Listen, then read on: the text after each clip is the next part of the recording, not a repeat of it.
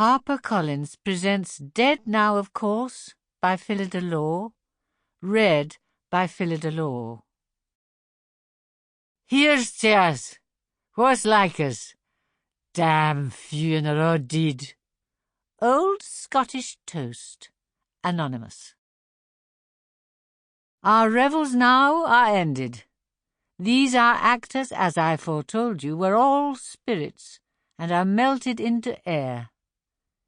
Into thin air.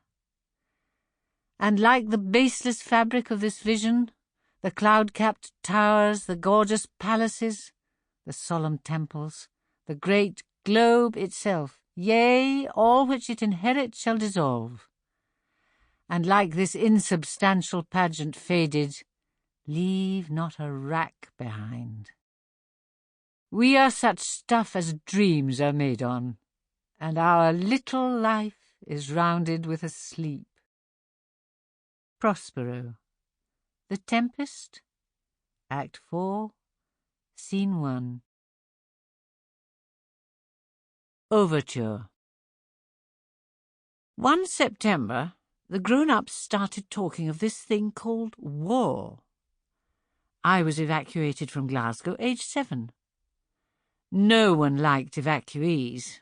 They were dirty, came from Glasgow and had fleas. I was lucky. The eldest daughter in my billet was a superb storyteller. She and I improvised a mystery called The Red and Silver Purse, which lasted for weeks. I spent a lot of time crouched in cupboards or underneath the gate-leg table. I think her grasp of storyline was educational. I loved her stories and played a lot of major characters. The war was a sideline. At my school, I was the only boarder, and I loved it. The classroom window seat was heated, and the walls were lined with books. I read all of George Eliot, he was my favourite writer, until I found a large medical dictionary. At 13, I had some very odd symptoms, and I researched them in depth. Apparently, I was to die young, so I decided to devote my life to the human race, a Scottish Mother Teresa with a stethoscope. I always wanted a stethoscope.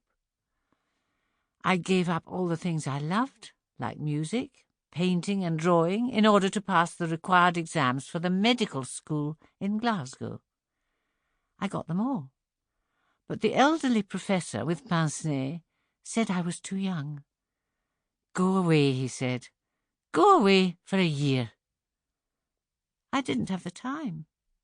In despair, I told my mother I was to die young. She disagreed. So did the doctor, who gave me iron pills. The lid blew off my life. I decided to be a set designer without the slightest idea of how one could achieve that ambition. I simply applied to every drama school of which I had heard. The Bristol Old Vic replied, asking for 2 speeches to be learnt and delivered. I presented myself for the audition in a room above a cabbage wholesaler. I'd had the sense not to choose Juliet, and I included a Scottish speech from David Lindsay's A Satire of the Three Estates.